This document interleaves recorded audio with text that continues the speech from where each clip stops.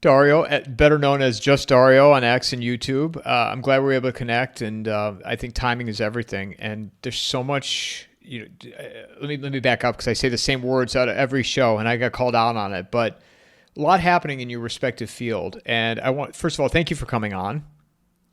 Thanks a lot. And I want to start off. I want to put the ball in your court. You're posting a lot about things. You put out a YouTube episode talking about something specifically, which we'll do at the end to encourage everybody to go follow Dario's YouTube channel. But what is most on your mind right now in terms of economic, global? What's the first thing that pops into your brain? Oof. Actually, I think I had so many things in my mind that the thoughts in my brain just clashed among each other. But no, the first thing on top of my mind, like right now, eventually there are two things. The first one that everyone it's pretty waiting for it are Nvidia results that are for you guys like there in US is gonna be tomorrow. Here I'm based in Asia, so it's already like my day here on Wednesday after market close. And this is gonna be a pretty big deal. The second pretty important thing in my mind, like right now, is what's happening in Japan. And hilariously, it's such an important thing that for whatever reason, I struggle to understand doesn't get enough attention in Europe or in US media and so on, despite how important it is for markets. This episode is brought to you by McIlvaney Financial Group. Their advisors bring a depth of knowledge and experience that allow them to serve their clientele with care, ensuring their financial needs are met now and in the future. Personally, I'm not saying cash is worthless, but you can see what's happening. It's worth less every year. Gold is the opposite. Click on the promo link in the show notes or go to www.mcilvaney.com/coffeeandamike. So let's go backwards here and start with the second thing you said because I was at the grocery store earlier today, and people that know about my show they'll ask me questions about the state of things, and the question that people were asking me, Dario, was about Epstein and Trump, and I said, I'm not look at I want the Epstein list to come out like everybody else, but we've been through this before here in America. Whatever they put out, it's going to be a limited hangout. Probably the same thing that they've been putting out. They've put out they put out earlier this year. So I'm not focusing on that. And when they asked me, okay, what are you looking at? I said, well, ironically, I'm talking to somebody today about Japan and the carry trade. And so people will ask me, what is that? So if you don't mind, providing a top level, explaining it to somebody like they're 5 years old, why is Japan so important to you right now? And why should it be important to everybody else? Okay, so Japan. Let me try to explain like a 5 years old. Let's see if I can do a good job And that's with for me, visual like Dario. I'm the visual. 5 year old here. So not my audience. I don't want to disrespect my audience. It's for me.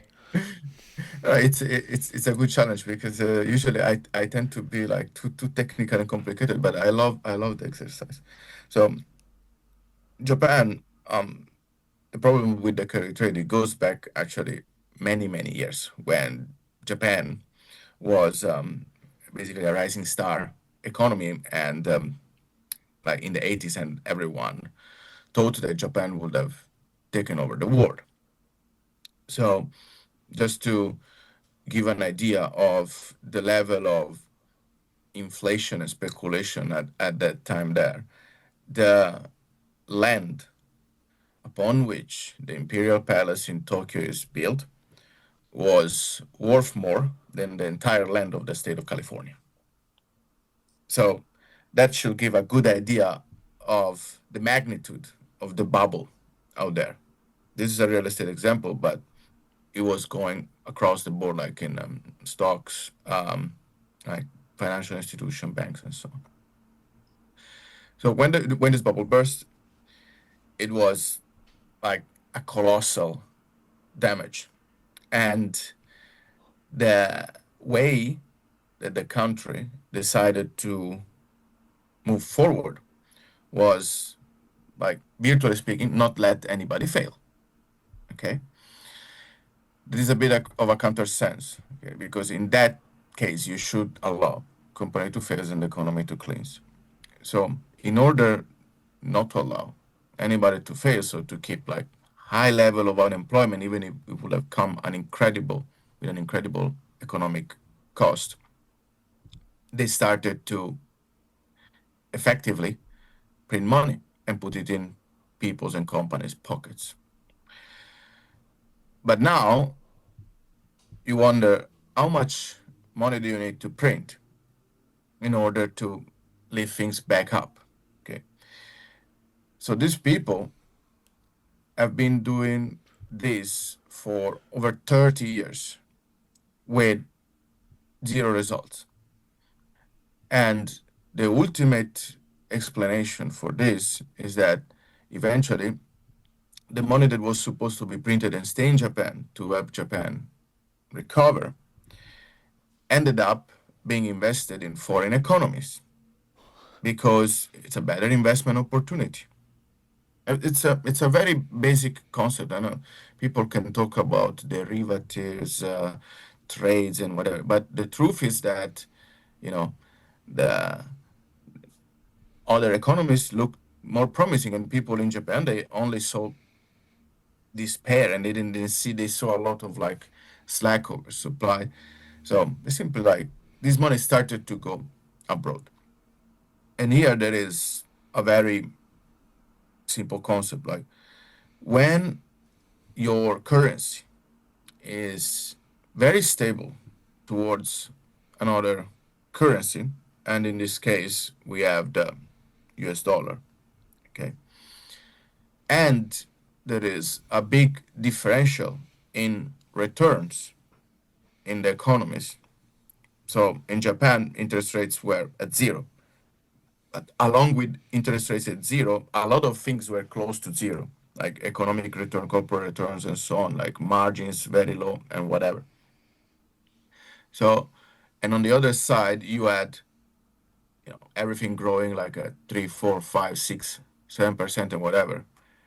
It it's a no-brainer. You take that money and you invest abroad, and you borrow that money, you invest abroad, you pocket the gap, and you're fine.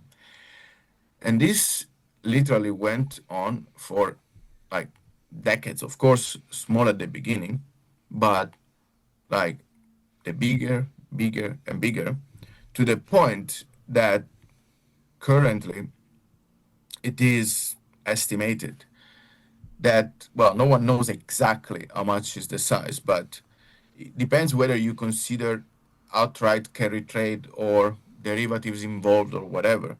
We might talking about something between 2 and 10 trillion dollars. So this is the scale of this carry trade. And why is important in particular for European and especially in the US is because you don't like it's not like a Japanese person goes with a bag of cash, takes the plane, goes to California, New York, or whatever, and buys a piece of real estate or whatever. Yeah, in reality, this carry trade has been exploited significantly by foreign banks and traders. So you had like investment banks in Wall Street looking at Japan and say, well, we can borrow so cheaply. Come here, we do what we do, we spin it around. We have effectively like free leverage at no risk on that front, and we can get great returns in using that. There is a problem with that, and everything was honky dory for decades simply because Japan was at the rock bottom, and people were I keep asking themselves, oh, why the Bank of Japan is giving so much money to the economy and the economy doesn't recover. I mean, and no one was asking the question, is the money really staying there? I mean, right? Plus, there is a little bit higher level of complication in Japan that because of you know an industrial and economic surplus that was also going on at the same time because Japan still had an industrial structure. They were able to accumulate like foreign reserves. So there was a lot of this confusion that they were seeing like the Japan economy not going anywhere. But then you look at the currency surplus and the trade surplus and the accumulation of foreign reserves, and people really couldn't put these things together. So to conclude here, this thing was perfect for years where everything was going up elsewhere and not going anywhere in Japan, basically. Small problem is now like when you take debts to invest in assets, When you take what? and I'm sorry, Dario. Say that again. When you take when you what? take debt, when you borrow debt to invest in assets, and the value of these assets goes down, while the value of the debt that you have to repay goes up, well, then you have a serious problem. And that, in a nutshell, is exactly what's happening right now. So what happened last year? Didn't this come up last year? Where it was last summer, I believe, where they were talking about the carry trade in Japan. Yeah, yeah, yeah. That's a very interesting case actually because I was warning about that for so long, When did and you, then Dario? Let me interrupt you. When did you get a sense of what was going on here? How long ago? oh, I mean, I've been writing about Japan since I have memory.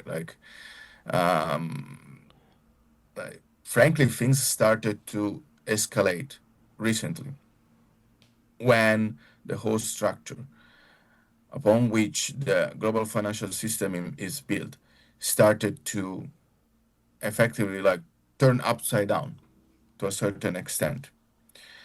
And the reason why it started to turn upside down is when inflation began to show up in Japan.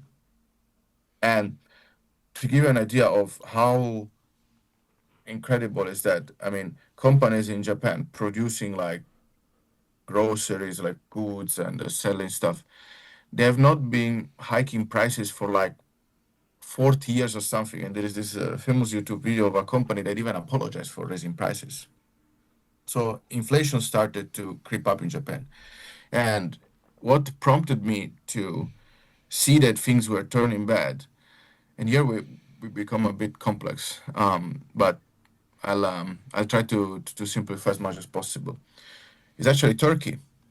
Turkey is like no one talks about Turkey, like zero. I mean, someone talks about Japan. No one talks about Turkey, like at all.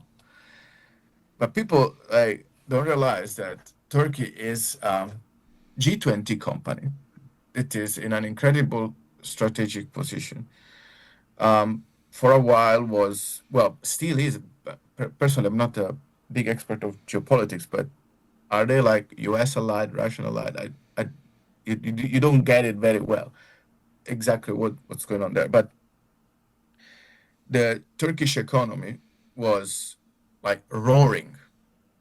Okay. Why it was roaring? Because after, you know, US was kind of plateauing, Europe was kind of plateauing, Middle East never really like took off, and they have so much money there that they buy everything themselves. You as a foreign investor, you don't do anything. There was Turkey, and money started to pour into Turkey, and what happened there? It's the extreme because inflation at some point was like almost 100%.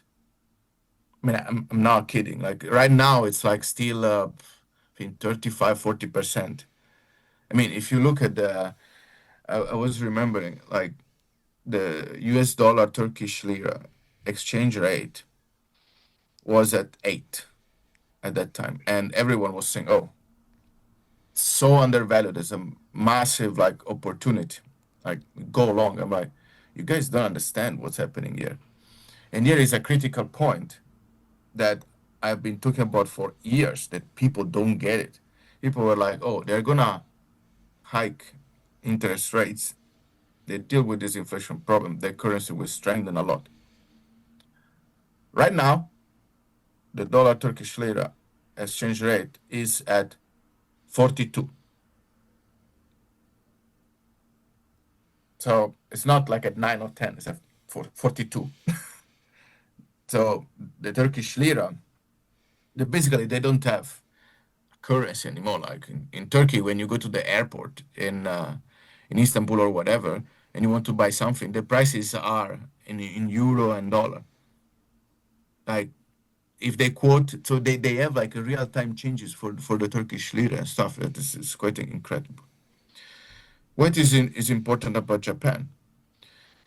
What people don't get it still is when you are in a highly levered system where the money supply is growing bigger and bigger, the bigger it grows, the less control the central bank starts getting over the various levers that govern it.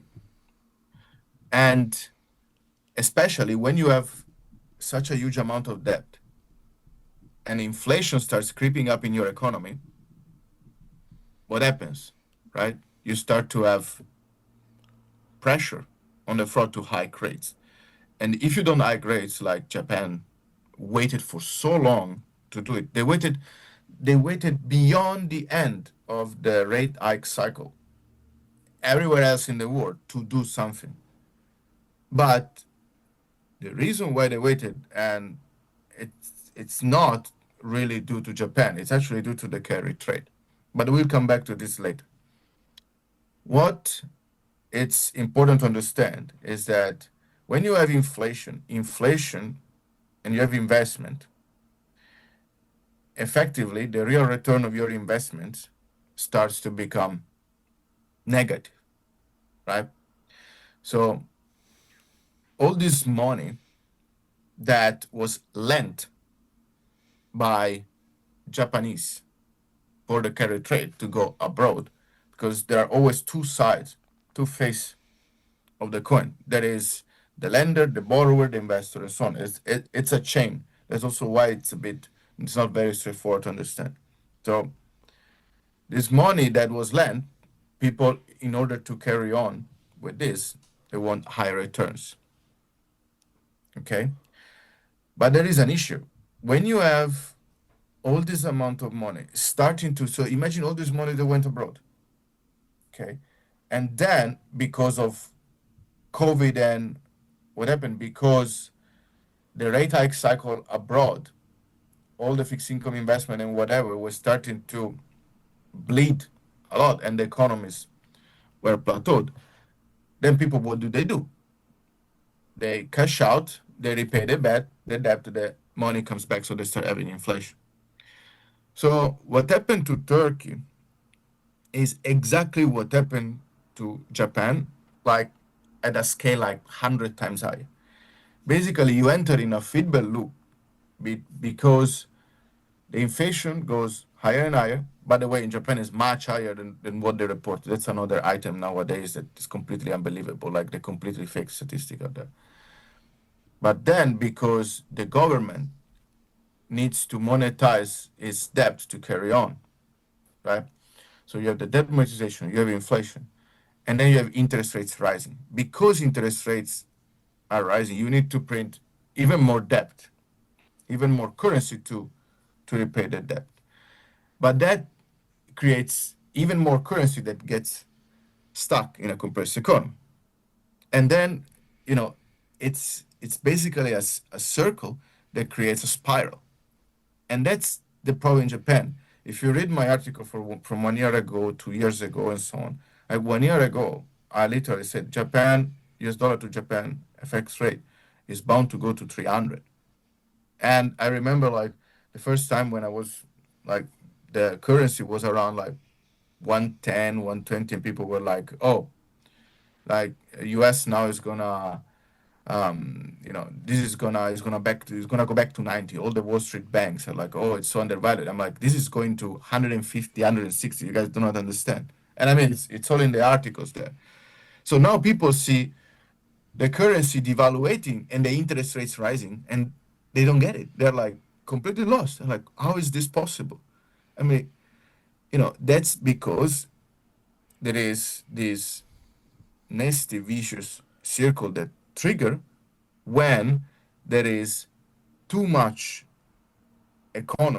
sorry, money supply, interest rate economy that triggers hyperinflating dynamics.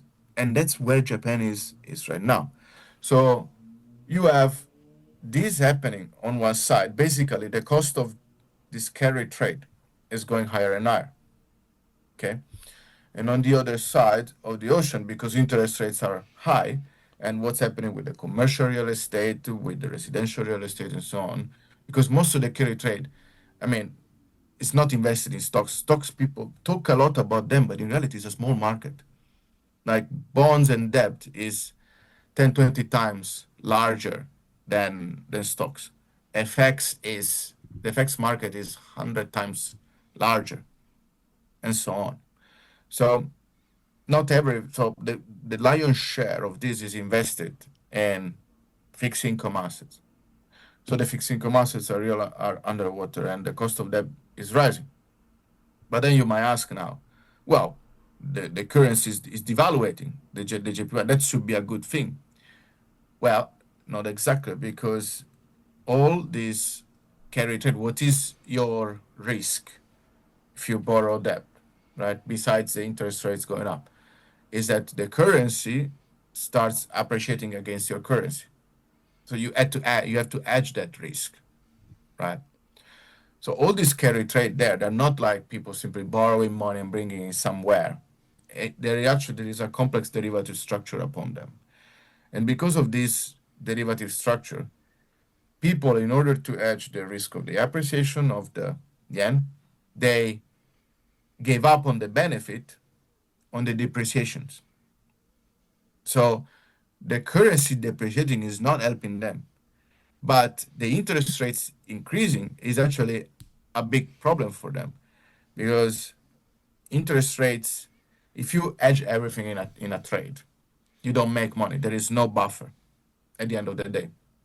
So most of the times the currency was hedged, but the risk on interest rates wasn't. And now you have this massive amount of derivative that is getting a huge mark to market on top of the borrower, while the assets of the borrower are underwater. So this is exactly the problem of the JPY carry trade. And this problem is massive. Like people like they are shocked. In December 2023, the Federal Reserve included, so you have emergency facility for monetary intervention. There is one very specific facility that people make a lot of confusion about, but it's called the standing repo facility. The You said standing standing repo facility. the standing repo facility, yes. The standing repo facility, just to say like very in simple terms, is basically a bank that cannot find liquidity in the market, all the liquidity that it needs, maybe because it's not there, or maybe because people don't wanna lend to them. But let's assume because it's not there, there's not enough. The Fed says, no problem, come to me, give me collateral, I give you liquidity. December 2023, the Fed added to that facility a Japanese bank. You only have US banks or branches, so of some branches of foreign banks in US, but right now I cannot think of any. Like I'm thinking about UBS, but I'm not 100% sure. But all of these are like a major investment bank, financial institution for the. And then in December 2023, they add Norinchukin Bank that no one knows. That is one of the biggest investors in the US real estate and commercial real estate and asset-backed securities market. If not the biggest investors in some corners of this market. Dario, let me interrupt you. What's the name of that bank again? Norinchukin Do you know how to spell? Okay. is the Agriculture and Fisheries Cooperative Bank of Japan. How big are they?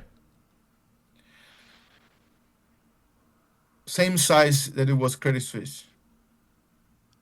It's a So big roughly $1 trillion balance sheet, more or less. 3 billion. $1 trillion balance One sheet. trillion. Yeah, roughly speaking. And how much of their portfolio is invested in United States commercial residential real Oh, estate? If you had to I guess, mean, uh, so in terms of securities, I need to dig into my memory and make the conversion of GPY between. or in So percentage, just a percentage of it. so the you have to distinguish between direct and indirect investment. They have a portfolio of direct securities investment that it goes between government bonds and um, private securities. If I'm not wrong, that portfolio was like $150 billion, but that is the direct part. The indirect part is that they are lenders to institutions that are both investors, but also lenders to institutions that are in the carry trade. So there is a double item into Norin Bank. But it's not just that. This is only what they have on balance sheet. Okay. So all this like all this money is supposed to be like in the top quality tranches. Okay. But Norin Bank, because of this activity, actually creates a lot of derivatives, volumes and notional across the system. So even if this amount don't sound too big to you, okay, it's like what is like 150 like $200 billion? Is it a lot? Well, it's a lot when it's concentrated in a very, very illiquid market, because that's the real problem. All these like MBS, CMBS, direct lending, asset-backed securities, and so on, they're incredibly liquid. So everyone is simply sitting on their hands, waiting for repayments. Like the secondary market, it tends to be like, a fraction of what it's supposed to be. Okay, so when things go south, basically it's a domino effect, and when you have someone with such a concentrated exposure, then becomes a problem. Also, when this someone is a big holder of U.S. government bonds because they were doing the carry trade, then it's a problem. So the Federal Reserves, and I'm sure like they talk among central banks or whatever, they add the Norin Bank to the standing repo facility. I was trying to look them up while you were talking, and how do you spell that?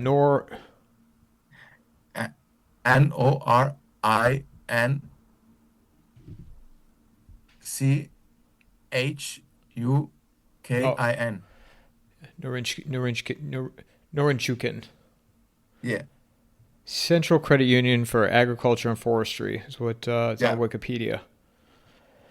They serve over 5,600 agricultural, fishing, and forestry cooperatives from its headquarters in Tokyo.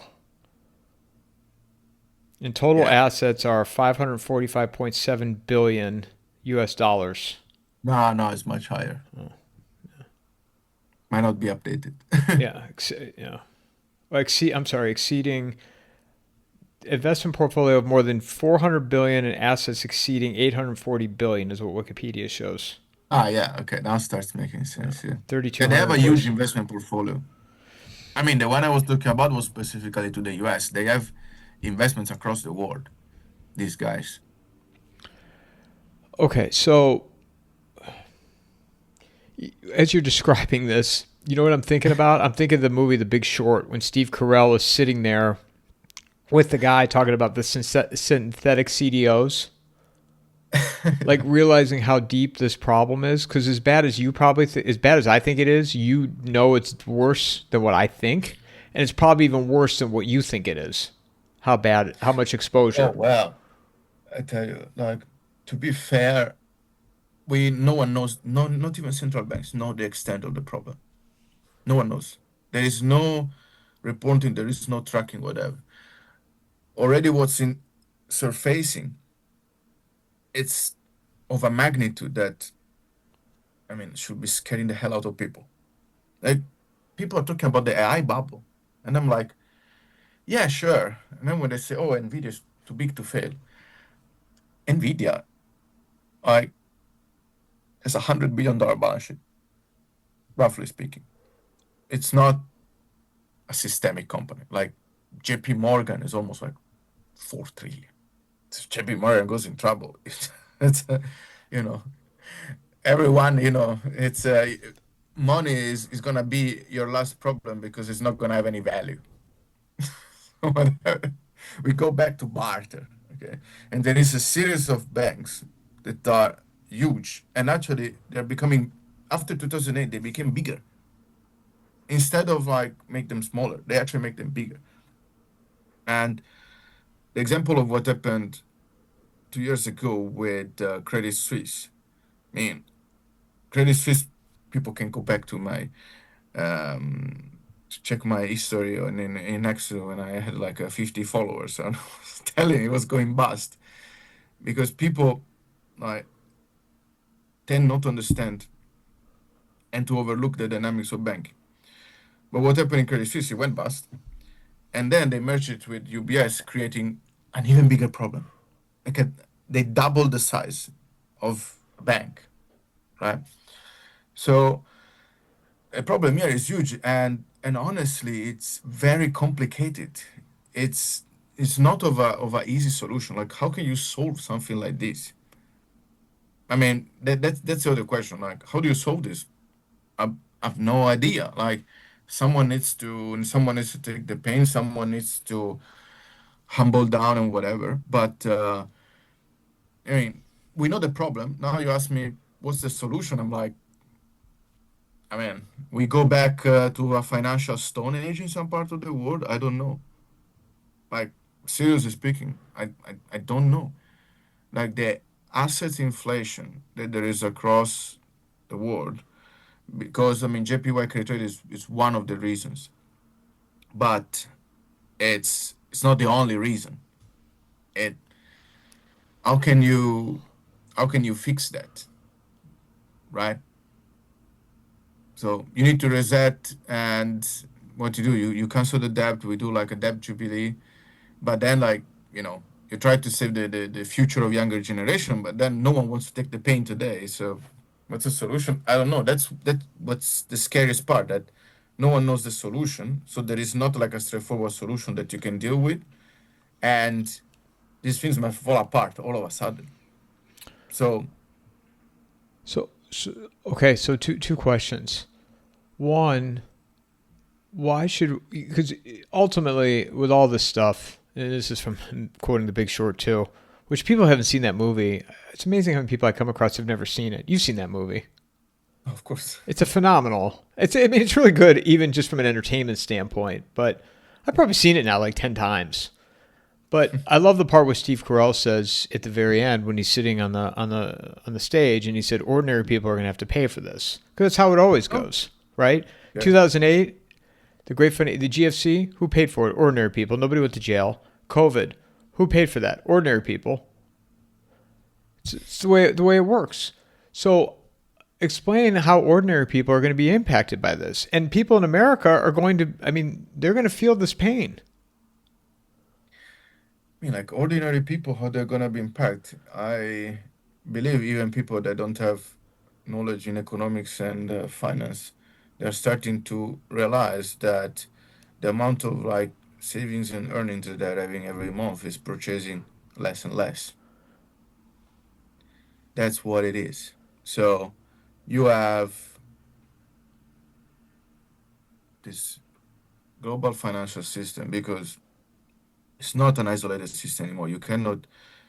It's a mistake to talk about the Fed, the Bank of Japan, the Bank of England, the European Central Bank in isolation. The system is global. The only major central bank that, to a certain extent, is out of this is the People Bank of China, because China and as a strict capital controls. There are other economies that have capital control. For example, Korea has capital control, and people don't know it.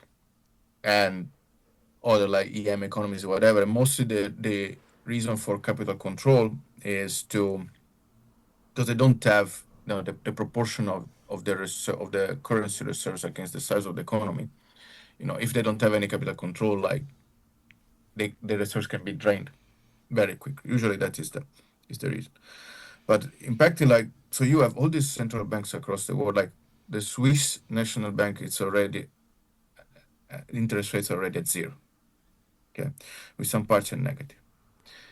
The ECB, the Bank of England, have all been cutting rates.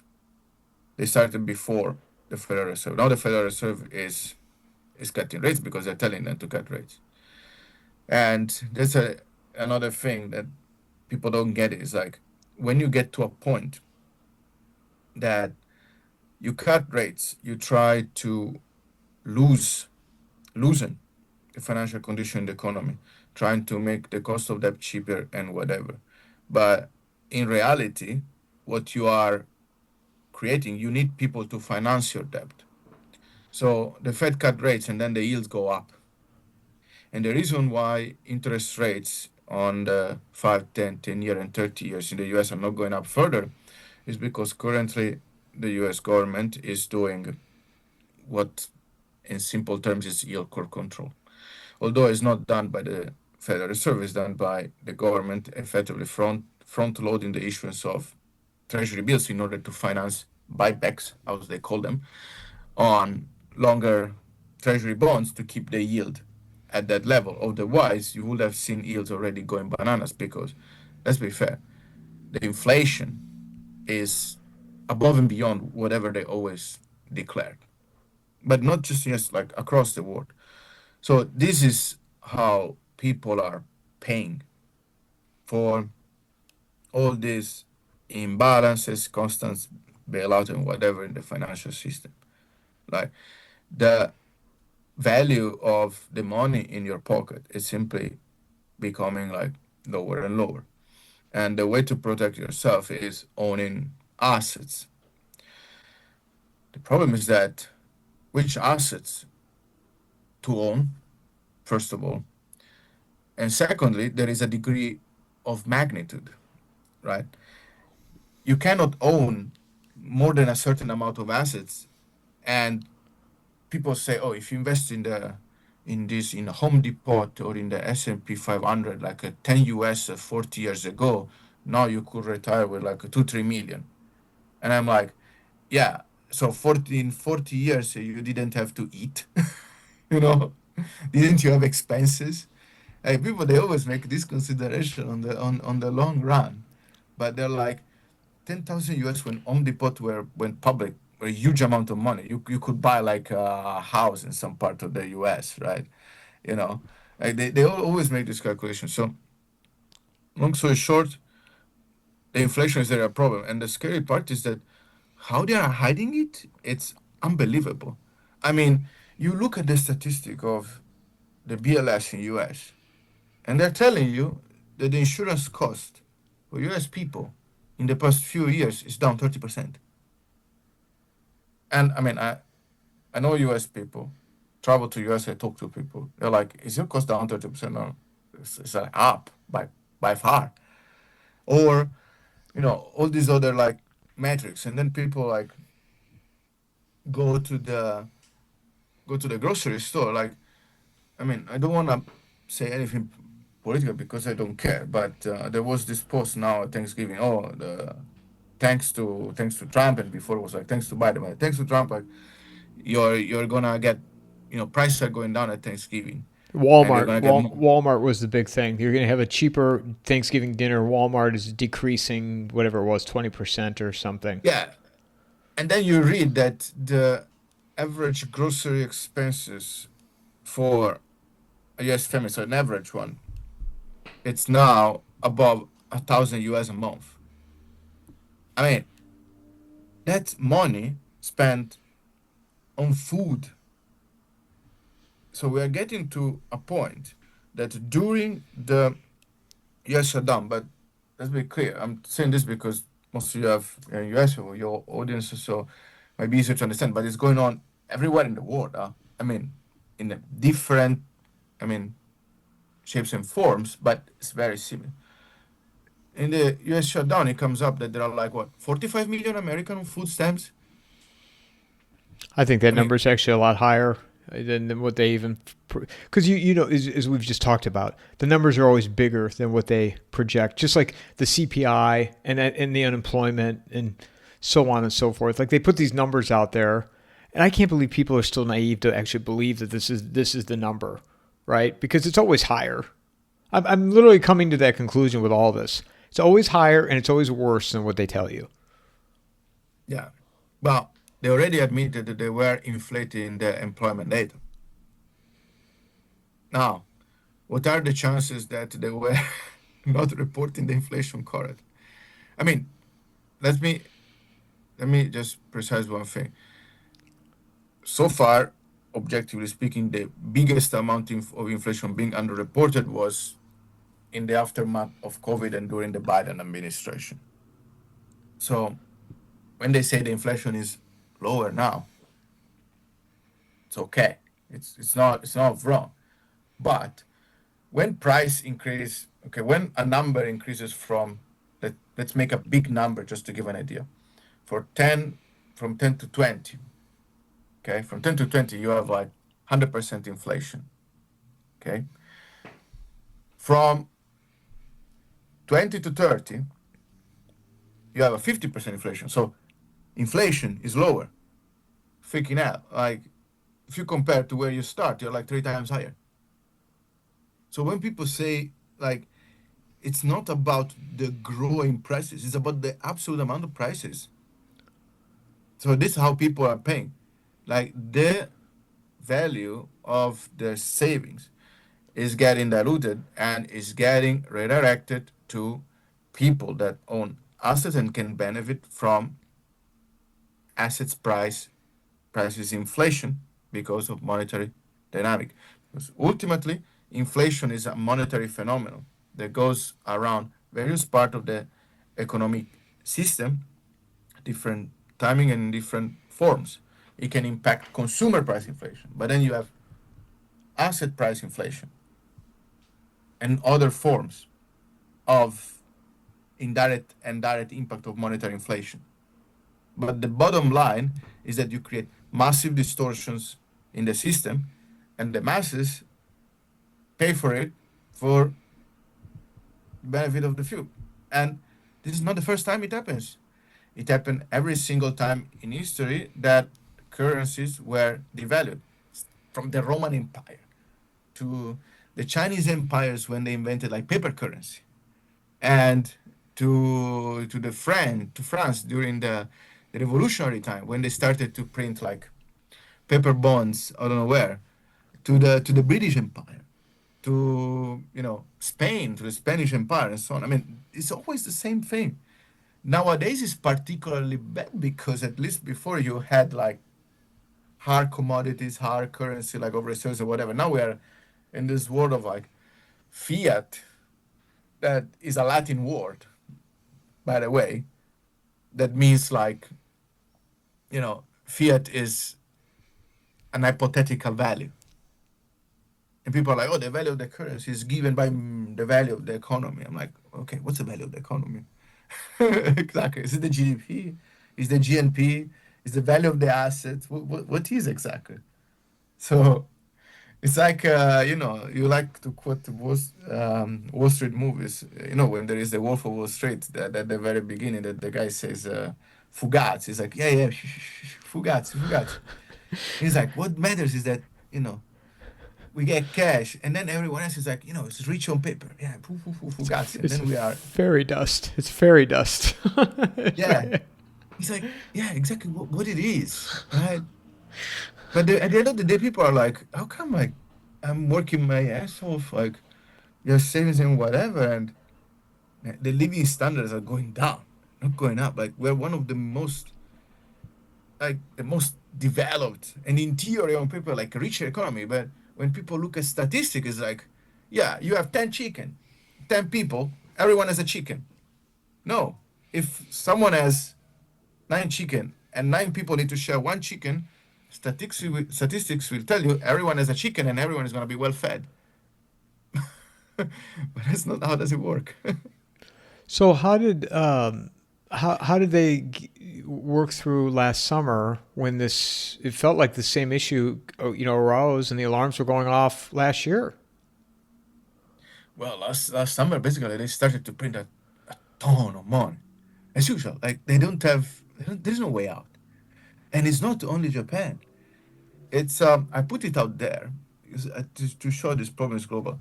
The exact day that we had trouble in Japan, the lending facility, similar to the standing repo facility of the Fed of the Bank of England, started to go up. They started to borrow liquidity in England in order to make up for that. Because what people don't know is that when financial institutions are in trouble, especially global financial institution, they go to look for liquidity wherever they can find them. And at the moment, they needed a ton of liquidity in order to fend off the margin calls for the carry trade. And then right now, that facility is 90 billion pounds. Okay. And Japan is like, I mean, I started counting, I didn't count the interventions from last year, but the Bank of Japan has a myriad of market facilities. They even bought stocks. So that the Bank of Japan owns is the Bank of Japan is the largest shareholders of like 2/3 the major listed companies in Japan. Like so, what happened last year? They started to print a ton of money, and then they coordinated with the Japanese pension fund, GPIF. That basically what they were doing, they were selling U.S. assets, and they were buying Japanese assets like stocks and bonds. Why?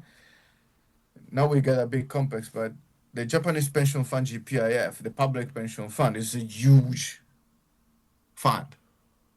And they have a mandate that basically their portfolio dictates they need to be diversified across domestic bonds, domestic equities, foreign bonds, and foreign equities.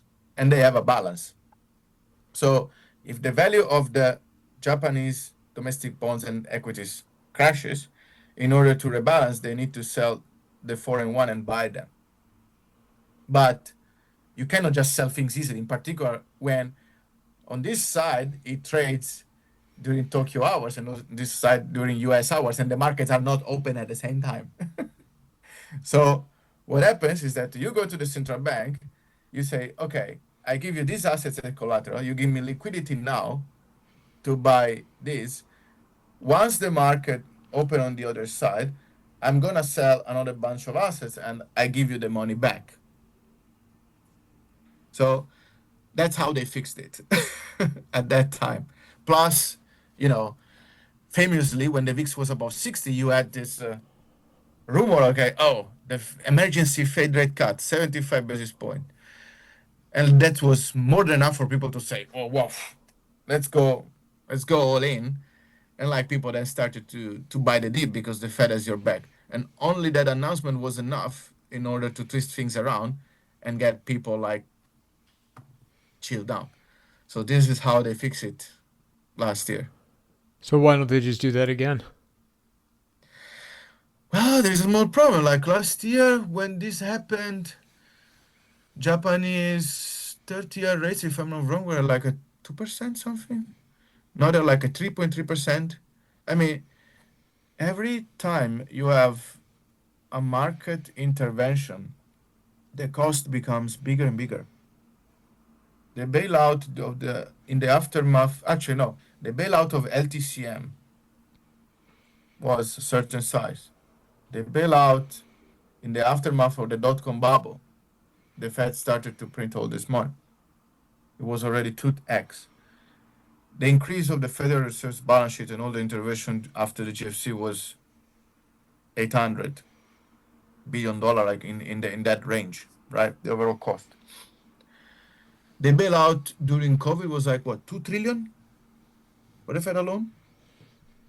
With the total balance sheet, because they did QE for so many years, and then the total balance sheet, I got what, like T trillion or something.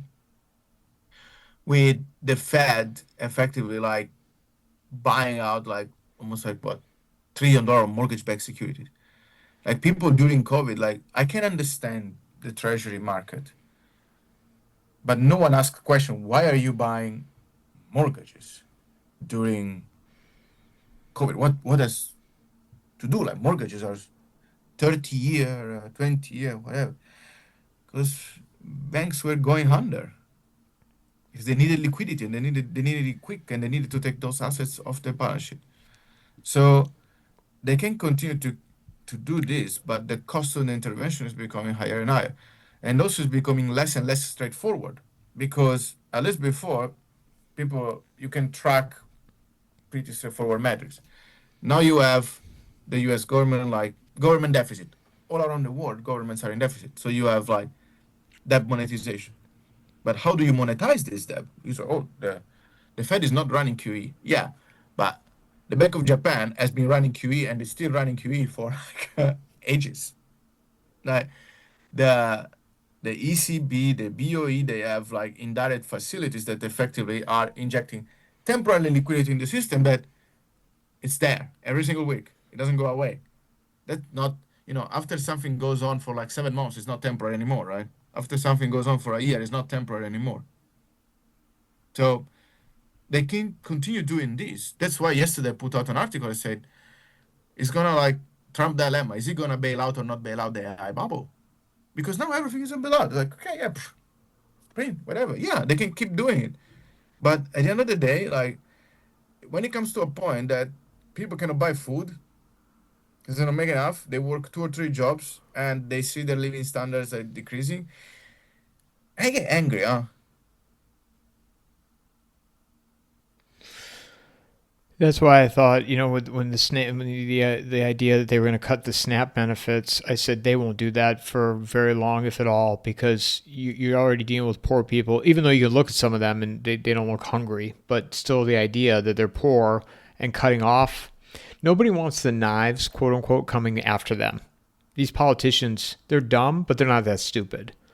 So I knew that they would restore. That would be one of the first things they would restore when this federal government, reopened or got it resolved. But in terms of the AI bubble, and you wrote about this, that you could see some type of bailout for NVIDIA, OpenAI, collectively, it'll be enough to get them through the midterms. That Ah, was you that wrote that, right? yeah. That's me. I wrote it. I read so much stuff, Dario. I can't keep straight who writes what or. But the thing is that the previous administration, the current administration, these administration before the previous administration and so on, they they basically tied their fate to the performance of the stock market, and claiming that a booming stock market is equivalent to a booming economy. It is completely wrong, but it keeps working. Still works. So now you have a big problem here. Like this, I mean, yesterday the CEO of Google in an interview said, "Oh, if the AI bubble burst, it's a problem for everyone." And then you have the CEOs of Meta. Yeah, we are in a bubble, but that's okay. Bubbles happen. Is good for the technological development. I was like, yeah, but it depends on the size. I mean, the dot-com bubble, yes, was a bubble. It was created like damages, but now we're talking about companies at the trillions and trillions of market cap. Like Nvidia as market cap and as a weight in the S&P 500 is equivalent to the whole energy sector in the US. The whole energy Isn't the sector. valuation bigger than the Nikkei? The Nikkei, no, I think it's bigger than, I it's like believe twice the GDP of Canada. I mean, people believe it's lost. bigger. I believe it's bigger than the Nikkei. I could be wrong on that, but I think somebody else said that on my show. But I could be wrong. Bob, I wouldn't. Five, I think it's maybe bigger than the Indian market. Like not the Nikkei is a little bit. Oh no, the Nikkei 225, yes, not the whole Japan market, but yeah. And what people so how the index could go up so much is because you had this handful of companies pushing them higher and higher. And here we can open a whole long conversation about passive investing and why this is happening. Okay, and how is it connected to money printing, monetary policies, and so on. But it's gonna become a 6 hours. Or you could just But come back. You come back and we'll do another one. But either way, yeah, sure, I can come back. because this And AI conversation isn't going away anytime soon either.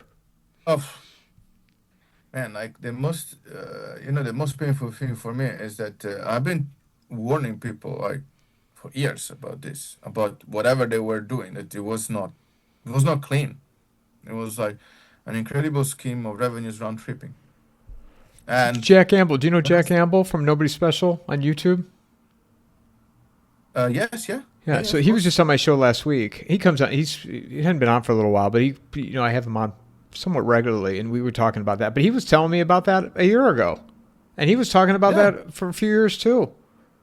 yeah, it was covering, it was more covering like actually me, him, um Kakashi and a few others. We were like around this. We started in different direction, but everything ended up converging at the same point because all these companies were doing these shenanigans all together. And now you have these indexes at this level because of inflated valuations. And it's not just into the public market, you have the private market. I mean, you have private market companies like OpenAI that, objectively speaking, have been lying through their nose. And when the numbers comes out, they're always like dumbfounded. But as per the latest proven documents that have been covered, it made $4 billion in revenues in the first half of the year and $12 billion in losses. How the hell this company is supposed to be valued $500 billion? You gotta be out of your mind. How the hell are companies out there at multiples that are like, it's unimaginable? So you have a valuation bubble here. These companies, this company's market cap can go down a lot. It will impact indexes, although the more they go down, the more other parts of the indexes are going to replace them over and over again because these companies are not too big to fail. It's just like a mathematical dynamic. In the previous year, the biggest sector in the indexes were like energy companies, like ExxonMobil was the largest company in the world. And then they get replaced by the next cycle of company, the next cycle of company. So yes, the index will go down. That will create like financial repercussion. But from a pure economic perspective, in terms of the health of the economy, the impact of this would not be as damaging as people try to portray because they want to be bailed out. If banks go down, that's a massive problem. It's a huge problem. And when this AI bubble goes away and people start realizing what's going on in the banking system, even worse. Like the amount of like debt being repacked, resold in the shadow banking system is completely huge. So, but anyhow, everyone gets a bailout nowadays, right?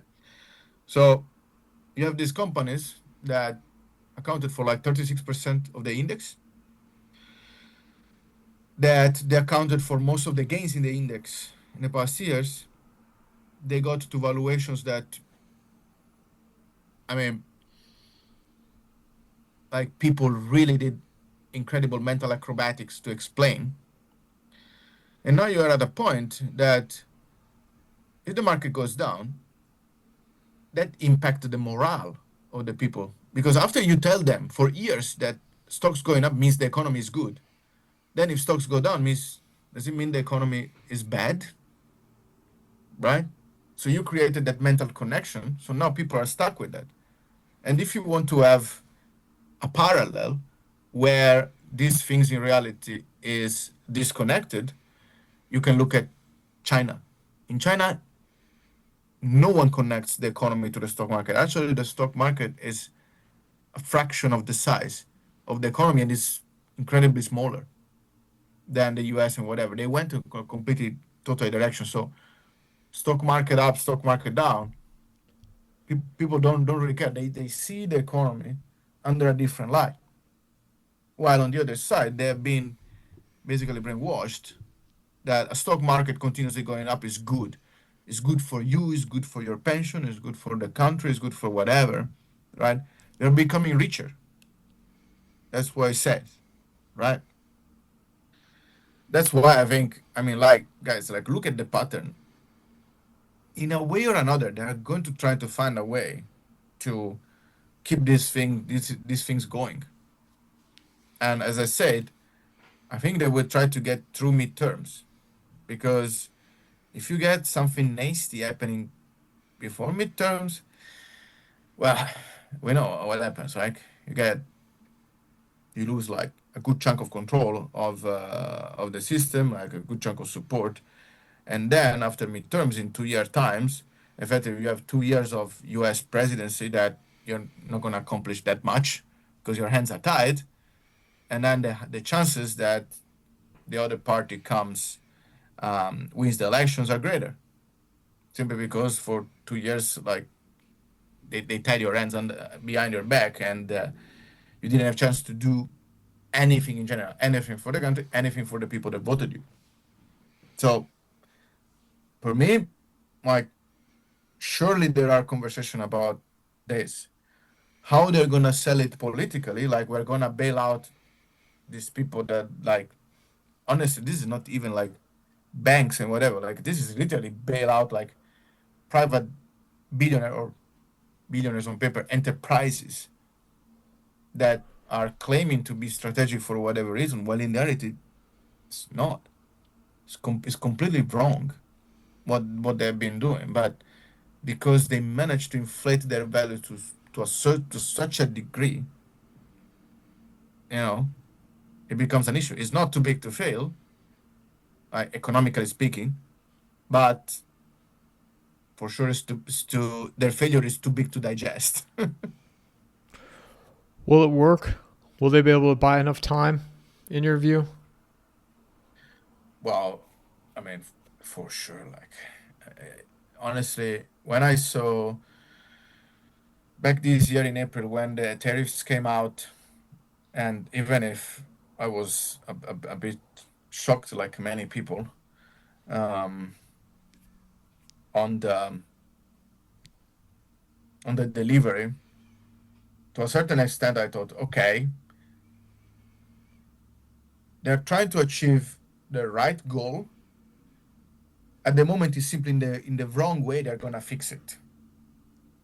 Okay, and then you had U.S. secretaries going on TV and says, "Yeah, this is gonna be painful for Wall Street. They need to suck it up this time for the benefit of everyone else." I think it lasted 2 days, 3 days, and I'm like, okay, okay, okay, we we stopped all we're doing. Boom, everything back up. I mean, every single time. But I mean, how many people are popping champagne because stocks kept going like higher and higher in US? Do you see like celebrations around? How many people in Japan are popping champagne because the Nikkei reached like above a 50,000 is an index level?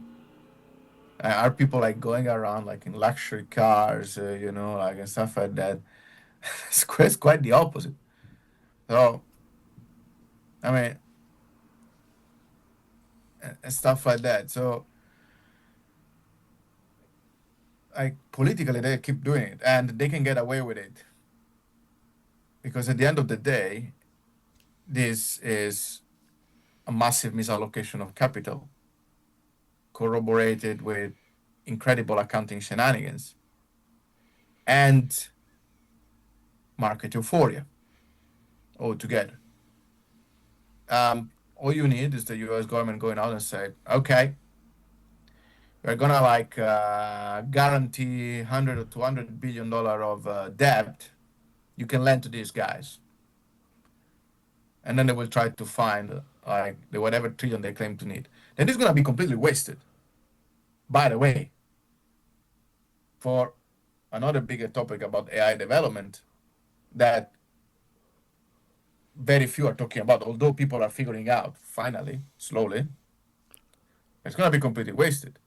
Like many other things that have been done with public subsidy, because public subsidies they never work, like never, like systematically never work.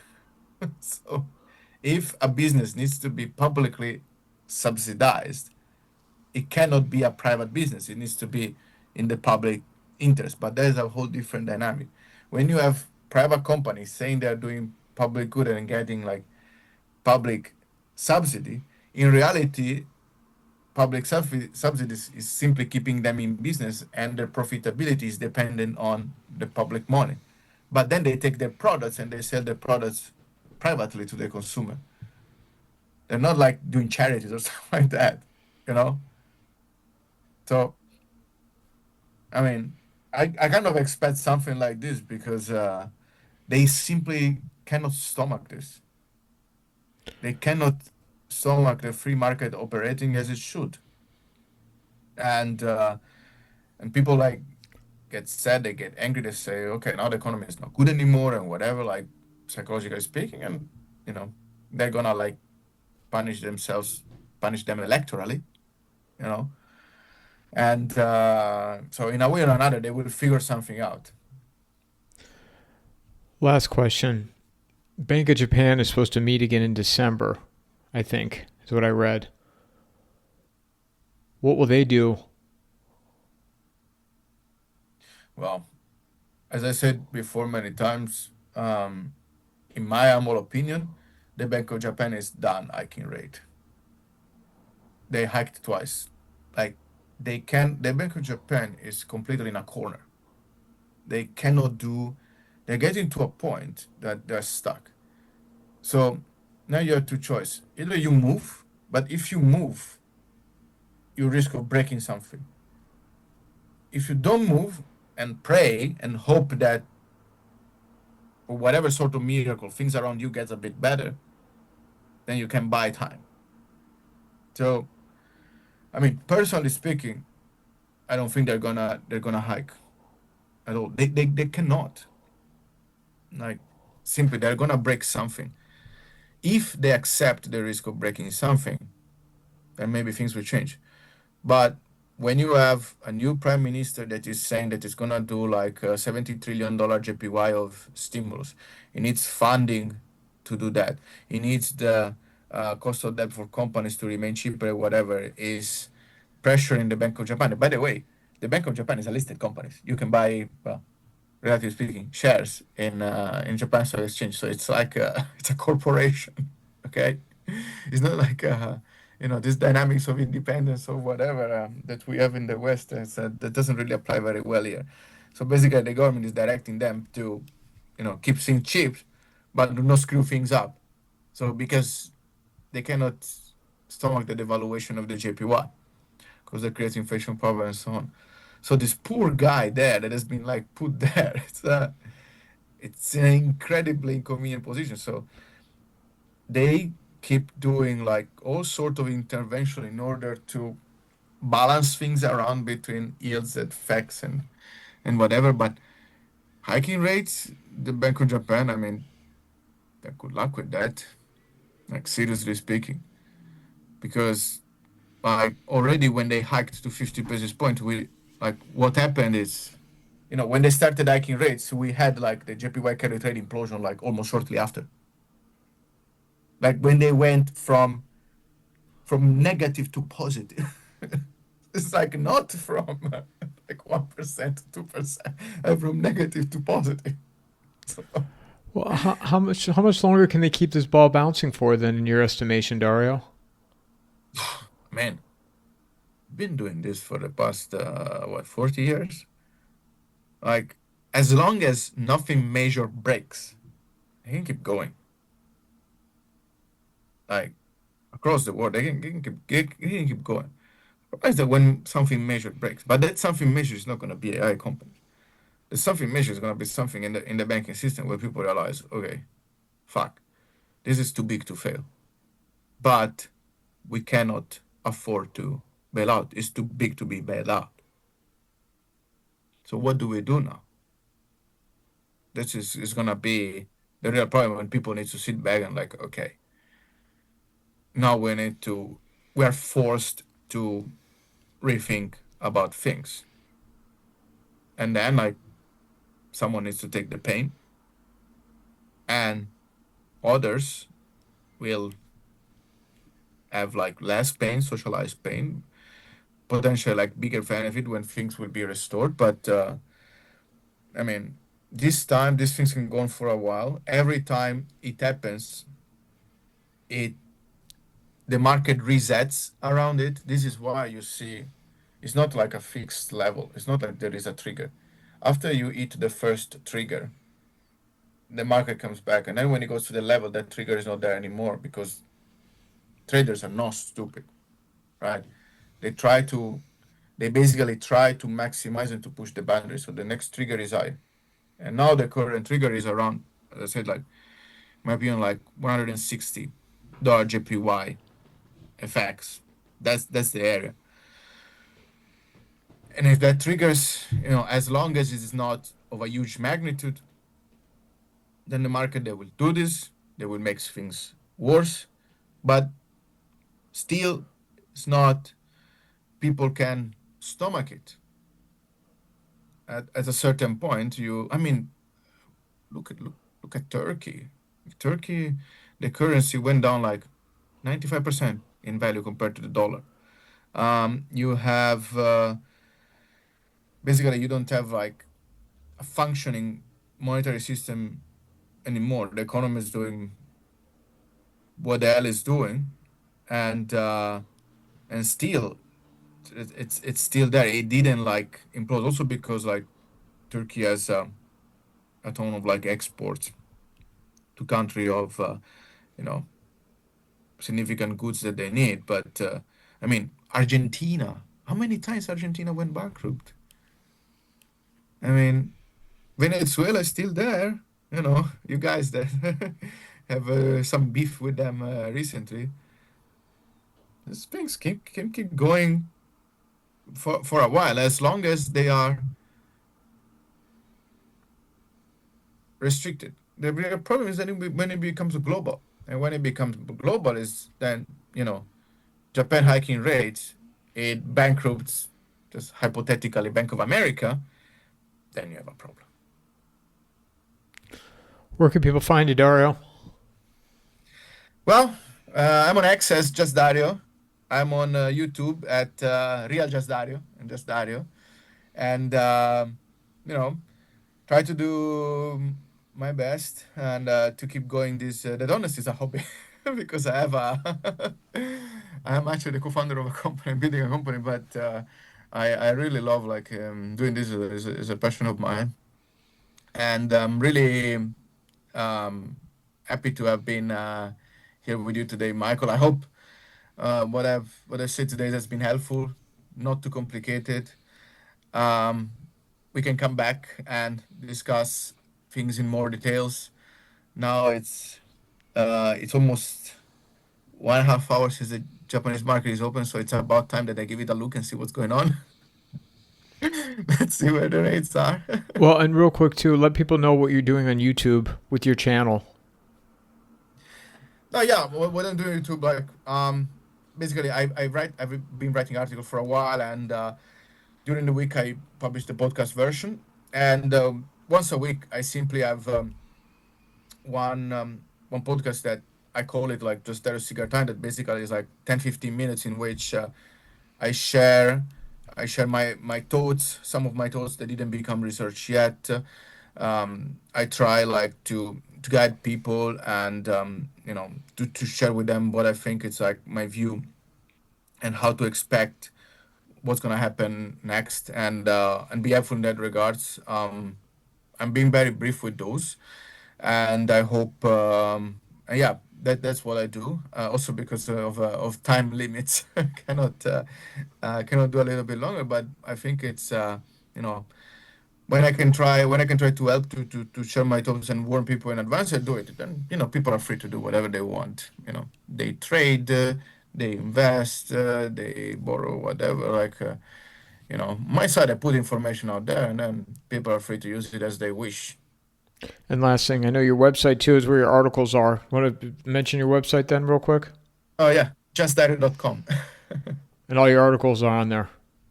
Yes, I put all my articles there since 2023. I've been before that I've been writing on X even when they didn't have the long form, but you know I prefer to have my personal article because sometimes I might be worried that what I write it can take me down on social, so at least there can be something like out there just in case. But now that everyone in the mainstream media is talking about the same I was saying, I'm not worried anymore. So this is good.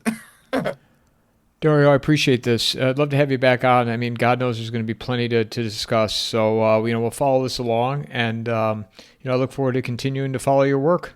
And also for people that are watching, I put all these conversations on Substack early for my paid subscribers. So, if you like the show and you have the financial means, please consider becoming a paid subscriber. Also, for people that are going to watch on YouTube and Rumble and listen, I read all the comments, as painful as some of those comments are. So feel free to comment, like it, share it. It helps me out tremendously. So, Dario, I look forward to the next time that we speak. My pleasure. Talk soon. Mic drop.